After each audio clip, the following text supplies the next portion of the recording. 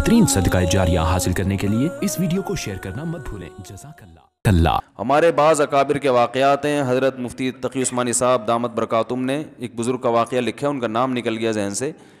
اتنا اہتمام کیا کرتے تھے کہ کھانا کھانے کے بعد جو دسترخوان ہے نا، میں نہیں کہہ رہا آپ اتنا وہمی بنے، لیکن جو دن میں زیادہ تقویٰ تھا وہ کیا کرتے تھے کہ وہ جا کے نا چیونٹیوں کے بلوں کے پاس جا کے ڈال دیا کرتے تھے کہ چلو ہم نہیں تو چیونٹیاں تو جو بچ گیا یہ کون کھا لے، یہ چیونٹیاں کھا لیں۔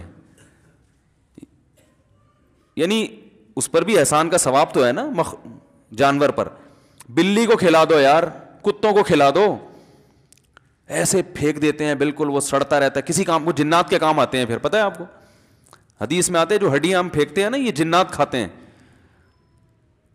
تو وہ جن کو کھلا کے تو پھر آپ کو خود پتہ ہے جنات اور پاورفل ہو جائیں گے اور عاملوں کی دکانیں اور چلیں گی۔ آپ کو پتہ ہے نا چائنا اسکریپ سے کیا کچھ بنا رہا ہے نا؟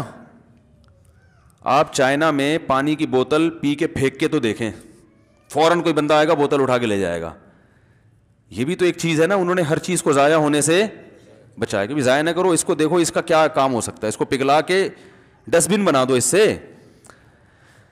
ارے پینے کا گلاس نہیں بنا سکتے، ڈسٹ بن تو بن سکتی ہے نا، پھر ڈسٹ بن جب خراب ہو جائے گی تو پھر اس کو پگھلا کے ڈسٹ بن سے آگے تو کچھ بھی نہیں ہے نا۔